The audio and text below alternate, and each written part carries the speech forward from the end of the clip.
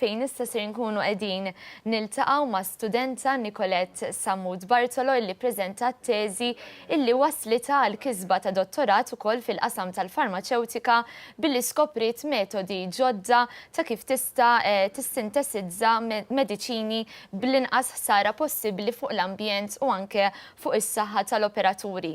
U dalgħodu fil-fatt insab magħna nilqek magħna fl-istudju u nilqgħu wkoll il-professur Peter Seracino Nglod, bonġu, Anthony, skużani. Mela, xtaqt nibda minnek Nicolette, xi skoprejt permezz ukoll ta' din ir-riċerka fil-qasam tal-farmaceutika? Bażikament kif qed tajjeb inti r-riċerka tiegħi kienet tinvolvi manifattura ta' mediċini farmaceutiċi u r-riċerka li għamilt waslet għal metodu innovattiv ta' kif wieħed jista' jimmanifattura din il-mediċina antinflammatorja billi juża inqas kimiċi, il-proċess isir f'anqas ħin u anka jutilizza inqas enerġija peress li t-temperaturi li jintużaw għal proċess u miktar baxxi minn dak li jintużaw is-soltu. U bekk daw il-fatturi kollha jikkontribwixxu sabiex jagħmlu dan il-metodu aktar environmentally friendly, inqassu l-impatt ta' dan il-metodu fuq l-ambjent, kif ukoll jagħmluh wieħed b'impatt aktar baxx fuq is-saħħa tal-operatur. Interessanti ħafna. Professur, inti ħdimt ukoll mill-qrib ma' Nicolette, kif tista' tiddiskrivihilna bħala studenta? Nistgħu niddeskrivuha bħala riċerkatriċi tajba ħafna li tista' l-ewwel nett li rrid ngħid li tista' sservi ta' eżempju tajjeb ħafna li żgħażagħ illi kif instema' qabel illi l-pajjiż għaddej minn żvilupp enormi u se jirrikjedi numru ta' nies ta' kalibru. Nies ta' kalibru inħabba li qed inħoloq xogħol li huwa xogħol avanzat, xogħol li jirrikjedi x-xjenza u għalhekk hija ta' eżempju kif ħaddieħor jista' jiżviluppa ruħu. Hija ta' gwida il-żgħażagħ, forsi hemm ġenituri u min qed jarana fuq il-televiżjoni llum u iħeġġu l-itfal tagħhom biex jieħdu fix-xjenza. Pereżempju, fid-dipartiment tagħna tal-farmaċija għandna 3 korsijiet, kors fil-teknoloġija farmaceutika, kors li issir dak li imsejjaħ spiżjal, kors ta' 5 snin, u kors ta' dottorat fil-farmaċija. Jekk jistgħu jagħmlu l-istess suċċess kbir li jsiru anke riċerkatriċi kif għandna il-Dr. Sammut Bartolo, illi għamlet suċċess li ġie mfaħħar ħafna wkoll anke mill-żix external examiners li kellna Malta jeżaminawha li qalu li dan nies li jeżaminaw mad-dinja kollha nies ta' kalibru kbir, xjenzjati ta' fama kbira li qalu li x-xogħol ta' dottoressa hawnhekk huwa ileħħaq mal-aqwa xogħol li huma qatt teżaminaw. Proset tassew, bla dubju illi teżi mhijiex faċli biex tagħmilha. Forsi issa illi l-estejta u għandek ir-riżultat biex ngħidu hekk. Kif tħares il-qudiem forsi għall-impatt li tixtieq jew li jista' jkollha anke fuq l-industrija u fuq ir-riċerka f'pajjiżna? Bħala riċerka għandha impatt pożittiv ferm kemm fuq riċerka oħra fil-futur kif ukoll għall-industrija farmaceutika għal fatt li tista' tintuża bħala bażi għal żvilupp għal proċessi ta' mediċini oħra li huma simili ta' dik li ħdimt fuqha jien. Barra minn hekk, barra li hija ta' pożittiv, ta' punt pożittiv għall-ambjent għaliex bħalma diġà għedna hija tnaqqas l-impatt tal-proċess fuq l-ambjent, hija wkoll ta' importanza l-industrija farmaceutika mill-lat ekonomiku. Għaliex peress li l-proċess isir f'inqas żmien, bħala kumpanija tista' tagħmel aktar batches f'inqas żmien possibbli, allura żżid il-produttività tal-kumpanija.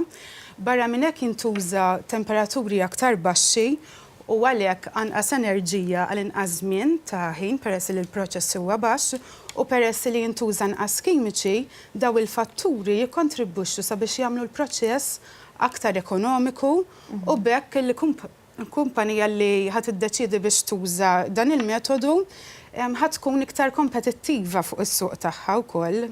ser tkun forsi qed tersaq il qudiem lejn xi kumpaniji partikolari anke f'pajjiżna sabiex tgħaddi din ir-riċerka tiegħek? Tista' tintuża eżatt minn kumpaniji li jaħdmu f'dan is-settur tal-manifattura tal-farmaceutika. Tajjeb ħafna. Barra minn hekk, min-naħa tiegħek profs, bħala dipartiment ukoll tal-farmaċija fl-Università ta' Malta, bliema mod forsi qegħdin timxu fil-qasam tar-riċerka anke biex toffru għajnuna lill-istudenti u timmotivawhom dejjem aktar. Ir-riċerka fid-dipartiment hija varja. F'dan il-każ huwa li kif ġa semmejt inti aħna naħdmu viċin ħafna mal-industrija.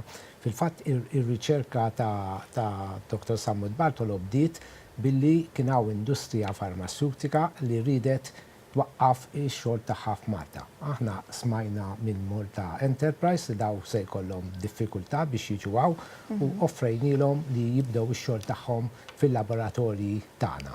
Fil-fatt il-fabbrika kollha bdiet minn ġo laboratorji tagħna, ġo laboratorji żgħar, minn hemmhekk sar it-training tal-personell tagħhom, l-ewwel personell li rrikrutjaw hawn Malta u bekk setaw illum hija fabbrika magħrufa, jiġifieri fabbrika li tipproduċi ħafna u tista' tgħid li dina bdiet f'Malta minn ġo laboratorji tagħna stess. L-istess qiegħda ssir f'riċerka oħra, għandna din is-sena nistgħu ngħidu li għandna 6 studenti li kisbu d-dottorat, kollha dottorat f'attivitajiet xjentifiċi u f'attivitajiet kliniċi. Aħna naraw li nżommu bilanċ bejn ir-riċerka bejn dik li hija klinika u dik li hija xjentifika fil-laboratorji. Nicolette, l-istudju li għamilt ukoll fil-qasam xjentifiku forsi tħares il-qudiem li tieħdu wkoll fuq livell internazzjonali? Iva fil-fatt disseminajt xi riżultati mir-riċerka li għamilt u intlaqad b'mod pożittiv fuq is-swieq internazzjonali. Barra minn hekk bħala riċerka bħalissa kulħadd jaf illi l-awareness dwar l-ambjent, l-importanza tal-ambjent hija ma' żmien aktar jikber u l-industrija farmaceutika tipprova timxi lejn manifattura li hija aktar sostenibbli u favur l-ambjent. U għalhekk b'din ir-riċerka nikkontribwixxu wkoll għall-għarfien f'dal qasam u ngħinu sabiex il-farmaceutika, l-industrija farmaceutika tkompli timxi lejn din id-direzzjoni. Fil-fatt hemm bżonn qawwi ta' riċerka f'dal qasam, fil-qasam ambjentali wkoll, biex wieħed dejjem jara kif jista' jbaxxi l-impatt tal-proċessi tal-manifattura fuq l-ambjent. X'inhuma forsi l-akbar sfidi jew anke min-naħa ta' impatt li jistgħu jagħmlu l-mediċini fuq l-ambjent? Bħala sfidi nistgħu nsemmu l-sfida tal-manifattura li hija aktar favur tal-ambjent hija li meta wieħed jiddeċiedi biex jagħmel dit tip ta' proċess li huwa aktar favur l-ambjent, awtomatikament qed tillimita lilek innifsek mill-kimiċi li tista' tuża. Għaliex meta tiddeċiedi biex tibda tuża dan il-proċess li huwa aktar environmental friendly, trid tara meta tiddiżinja l-proċess x'kimiċi li huma taħsara s-saħħa tal-personell u tal-ambjent. U once li inti tidentifikhom, dawn trid taqtaħħom mill-għażla tiegħek u kemm jista' jkun iktar limitat eżatt mill-kimiċi li tista' tuża l-proċess. Barra minn hekk trid tara li l-proċess li tiddiżinja iwassal kemm jista' jkun għall-inqas ammont ta' skart ġenerat ħalli inti timxi b'kunċett ta' prevenzjoni. Bħalma nħobbu ngħidu prevention is better than cure. Allura tipprevjeni l-ammont ta' skart milli tara kif titrattaħ. U barra minn hekk tipprova tagħżel u tiddevelopja proċessi illi jekk ħajġġeneraw skart kemm jista' jkun l-iskart iġġenerat ikun ta' impatt baxx fuq l-ambjent. Tara x'kimiċi ħajjiġu ġenerati bħala skart. U tara kif tista' anke tirriċiklhom l-iskart u forsi nagħtu każ is-solvents li tuża kif tista' tirriċiklhom u tużhom fi proċessi oħrajn jew nkella eżempju tuża catalysts illi huma solid. Allura x'intiġi biex tagħmel il-purification ħadd tkun tista' teliminhom mimma sistema iktar faċli u anka forsi tista' tużhom mal-proċessi oħrajn. Professur, minnaħat tiegħek forsi biex nikkonkludi, x'messaġġ tagħti lil dawk li forsi qegħdin jisimgħu lil Nicolette u jixtiequ wkoll jimxu fuq il-passi tagħha biex ngħidu hekk? Il-messaġġ huwa li aħna għandna departiment miftuħ, għandna departiment magħruf ħafna fix-xena internazzjonali. Il-kap tad-departiment, il-professoressa Zoppardi, hija il-president tal-Assoċjazzjoni tal-Fakultajiet tal-Farmaċija tal-Ewropa kollha. Jien ngħidilhom jekk intom qed titħajru għamlu kuntatt mad-dipartiment, għandna nies apposta biex iħeġġukom, biex jgħidulkom kif tistgħu taslu biex il-qudiem naraw ħafna iżjed studenti illi jieħdu din il-linja, nistgħu ngħidulhom illi anke mill-att ta' xogħol huwa garantit illi f'daw l-aħħar 4 snin fej qabel kien diffiċli biex issib ix-xogħol, issa bl-iżvilupp ekonomiku li smajna qabel f'dan il-programm stess, issa għal kull student għandna 10 jobs. Jiġifieri għandna 10 min-nies jitolbuna, jiġifieri jekk aħna noħorġu 30 student għaw 300 job għalihom. Ġifieri meta qed ngħidu meta ilestu il-kors, ix-xogħol se jkollhom 10, kull student se jkollu 10 offerti għalaw Malta biex ma ngħidux l-offerti li qed jiġu minn barra biex iħajruhom anke jieħduhom minn Malta u jmorru jaħdmu barra. Interessanti ħafna. Nicolette, forsi messaġġ lill-studenti oħra?